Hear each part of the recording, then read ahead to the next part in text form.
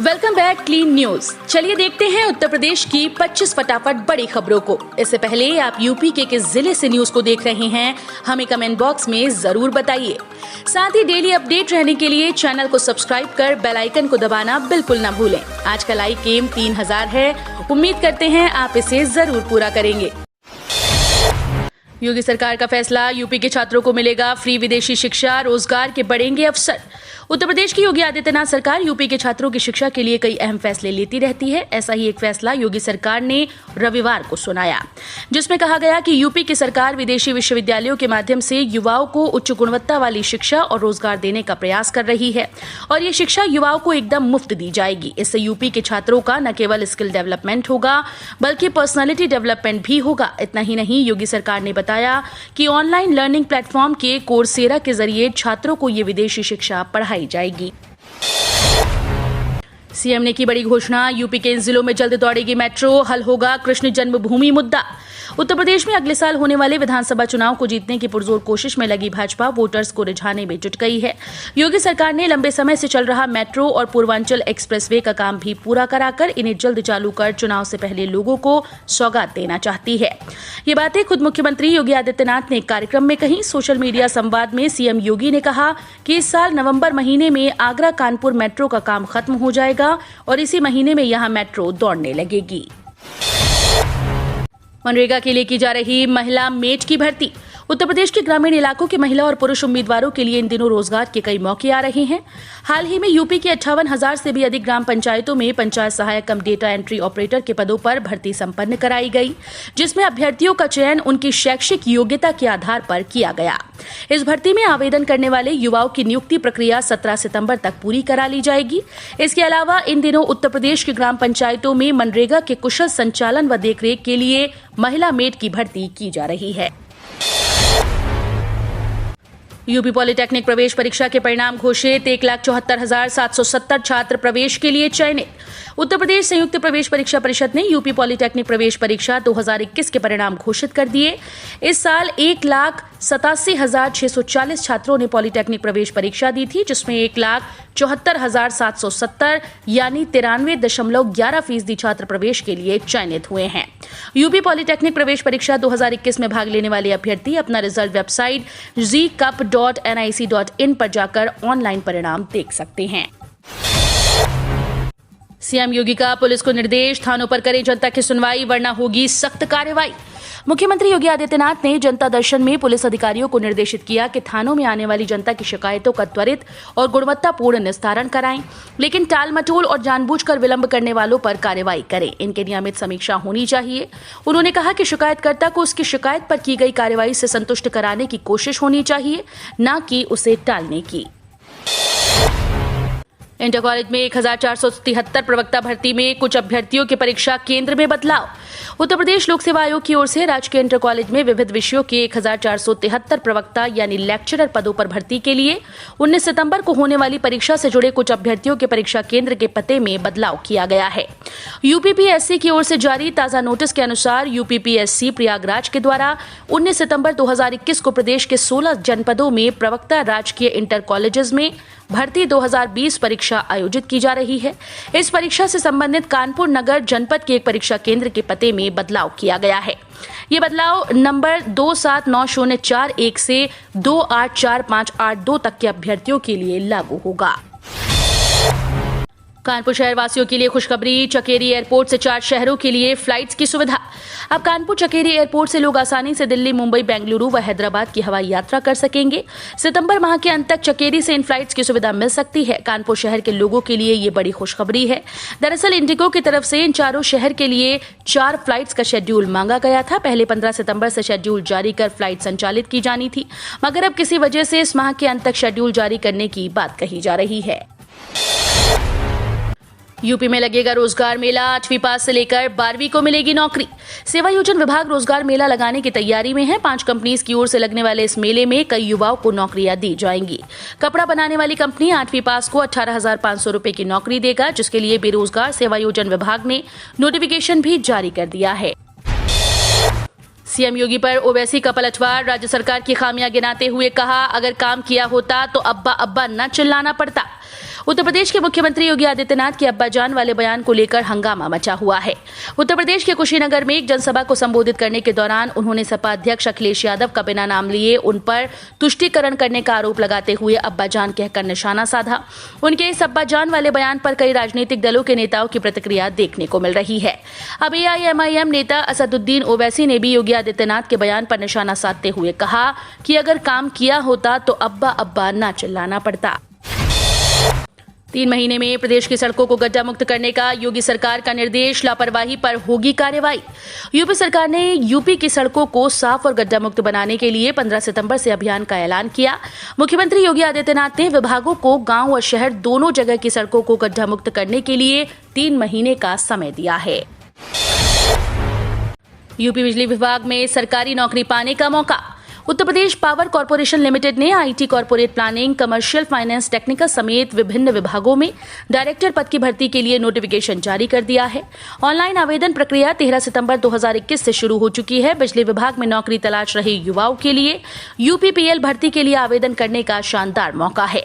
UP बिजली विभाग में डायरेक्टर पद पर ऑनलाइन आवेदन करने के लिए UPPCL की आधिकारिक वेबसाइट www.upenergy.in पर जाना होगा। यूपी में कृषि विषय के स्नातक व डिप्लोमाधारियों को मिलेगा रोजगार, जिलों में खुलेंगी एग्री जंक्शन दुकानें। कृषि विज्ञान विषय से स्नातक या डिप्लोमाधारी बेरोजगारों की टेंशन दूर करने का कार्य एग्री जंक्शन करेगा। सरकार ने इस वर्ष इसका जिलेवार टारगेट बढ़ाने के साथ ही अनुदान में भी बढ़ोतरी करने का निर्णय लिया। गुणवत्ता युक्त बीज, उर्वरक, कीटनाशक और आधुनिक कृषि यंत्रों के लिए किसानों को काफी भटकना पड़ता है। पीएम मोदी के आगमन से पहले SPG ने सभा स्थल को घेरा, 10 किलोमीटर तक सभी उड़ानों पर प्रतिबंध। प्रधानमंत्री नरेंद्र मोदी के मंगलवार को यूपी में अलीगढ़ दौरे के मद्देनजर सुरक्षा के पुख्ता इंतजाम किए गए। पीएम मोदी यहां राजा महेंद्र प्रताप सिंह राज्य विश्वविद्यालय और डिफेंस कॉरिडोर के अलीगढ़ नोड का शिलान्यास करेंगे और एक सभा को संबोधित करेंगे। प्रधानमंत्री नरेंद्र मोदी की सुरक्षा के मद्देनजर जमीन से आसमान तक सुरक्षा के चाक चौबंद इंतजाम किए गए। सभा स्थल से 3 किलोमीटर के दायरे में आने वाले क्षेत्र के निवासियों से असलहे जमा करा लिए गए। SPG ने सभा स्थल को अपने कब्जे में ले लिया है। श्री मोदी के कार्यक्रम के पूरा होने तक 10 किलोमीटर के परिक्षेत्र में सभी उड़ानें प्रतिबंधित रहेंगी। यूपी ने इस काम में दूसरे राज्यों को छोड़ा पीछे, फिर बनाया रिकॉर्ड। यूपी में 18 वर्ष से अधिक आयु वर्ग की 48% आबादी को कोविड-19 का कम से कम एक टीका लग चुका है। आधिकारिक सूत्रों ने सोमवार को बताया कि कोविड टीकाकरण के लिए यूपी की 48% आबादी ने कोविड टीके की पहली डोज प्राप्त कर ली है। 12 सितंबर तक पहली खुराक लेने वालों की संख्या 7 करोड़ 22 लाख से अधिक हो गई। सीएम योगी आदित्यनाथ ने इन 8 जिलों में डेंगू मलेरिया की रोकथाम के दिए निर्देश। उत्तर प्रदेश के मुख्यमंत्री योगी आदित्यनाथ ने गुरुवार को फिरोजाबाद, मथुरा, कानपुर नगर, लखनऊ, झांसी, मेरठ, वाराणसी और आगरा जिले में डेंगू, मलेरिया व अन्य वायरल बीमारियों की रोकथाम के लिए सभी जरूरी प्रयास करने के निर्देश दिए। सीएम योगी ने फिरोजाबाद में कैंप कर रही विशेषज्ञ डॉक्टर्स की टीम से बच्चों के इलाज के बारे में विस्तार से जानकारी ली। मायावती की पार्टी के लोगों से अपील, बाढ़ पीड़ितों को बेसहारा न छोड़ें। उत्तर प्रदेश के पूर्वांचल में बाढ़ के कारण हुई तबाही पर दुख जताते हुए बहुजन समाज पार्टी प्रमुख मायावती ने सोमवार को आरोप लगाया कि बाढ़ पीड़ितों की सरकारी मदद ज्यादातर कागजी व हवाई है। उन्होंने पार्टी के लोगों से अपील की कि वे बाढ़ पीड़ितों की मदद करें। मायावती ने ट्वीट में कहा कि उत्तर प्रदेश के खासकर पूर्वांचल में बाढ़ के कारण इस वर्ष फिर व्यापक तबाही व बर्बादी से लाखों परिवारों का जीवन अति बेहाल हो गया। अपेक्षित सरकारी मदद ज्यादातर कागजी व हवाई होने से बेघर हुए लोगों का जीवन अति कष्टदायी बना हुआ है, जो बेहद दुखद है। सरकार तुरंत उचित कदम उठाए। कर्मचारी चयन आयोग फर्जी वेबसाइट बनाकर 24,000 शिक्षक भर्ती निकालने वाले पर FIR।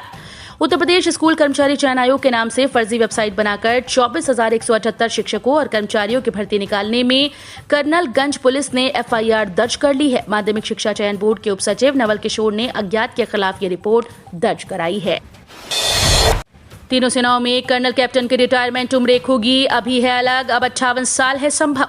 सेना, नौसेना और वायुसेना में कर्नल रैंक के अफसरों की सेवानिवृत्ति की आयु अलग अलग है, लेकिन सैन्य मामलों का विभाग अभी से एक समान करने के लिए प्रस्ताव तैयार कर रहा है। कोशिश ये है कि सैन्य अधिकारियों की क्षमता का अधिक से अधिक इस्तेमाल किया जाए। सेवानिवृत्ति की आयु को एक समान किए जाने से तीनों सेनाओं में कर्नल रैंक के करीब 15,000 अफसरों को लाभ होगा। सेना में कर्नल की सेवानिवृत्ति की आयु अभी 54 साल है, वहीं कैप्टन को 56 साल में सेवानिवृत्त किया जाता है। जबकि वायुसेना में कर्नल रैंक का पद ग्रुप कैप्टन होता है। वहां ग्रुप कैप्टन के सेवानिवृत्त होने की आयु पायलट के लिए 54 और अन्य के लिए 57 साल है। राम जन्मभूमि मंदिर परिसर में किया जाएगा 6 देवी देवताओं के मंदिरों का निर्माण।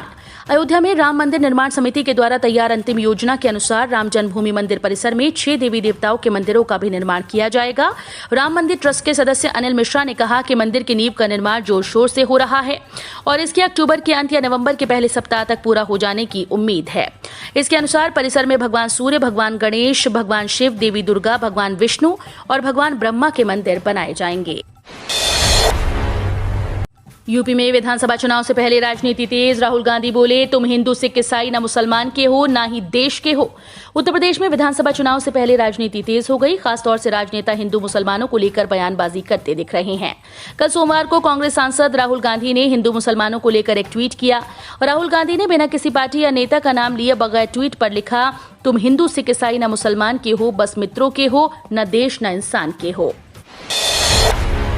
सीएम योगी पर अखिलेश का तंज, हो सकता है दिल्ली वाले बदली की खबर लेकर आ जाएं। उत्तर प्रदेश में विधानसभा चुनाव को लेकर सियासी दल एक दूसरे पर वार करने का कोई मौका नहीं छोड़ रहे। वहीं समाजवादी पार्टी के अध्यक्ष अखिलेश यादव बीजेपी और राज्य के मुख्यमंत्री योगी आदित्यनाथ पर हमला करने का कोई मौका नहीं छोड़ते। इस बीच अखिलेश यादव ने एक बार फिर से सीएम पर निशाना साधा। उन्होंने ट्वीट करते हुए कहा कि दिल्ली वाले इनकी बर्खास्तगी या बदली की खबर लेकर आ जाएं। बड़ी राहत, मार्च 2022 तक खरीद और रिन्यू करा सकेंगे। कोरोना स्पेशल पॉलिसी IRDAI ने दिया 6 महीने का एक्सटेंशन।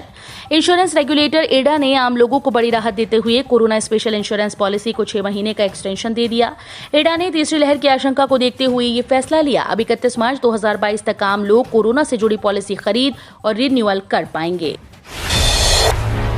आम आदमी को बड़ी राहत, खुदरा महंगाई दर घटकर पहुंची 5.30%। सब्जियों के दाम 11% से ज्यादा गिरे। रिजर्व बैंक के गवर्नर शक्तिकांत दास ने हाल में कहा था कि खुदरा महंगाई दर में धीरे धीरे सुधार दर्ज किया जाएगा। उन्होंने उम्मीद जताई थी कि जल्द ही खुदरा महंगाई 6% के दायरे के भीतर पहुंचकर थम जाएगी। उन्होंने जुलाई 2021 में मौद्रिक नीति समिति की बैठक में कहा था कि मौद्रिक नीति को फिलहाल देश की अर्थव्यवस्था को बढ़ाने के लक्ष्य को ध्यान में रखकर तय करना जरूरी है। उत्तर प्रदेश सरकार पर बढ़ा किसानों को 6,000 रुपए अलग से देने का दबाव।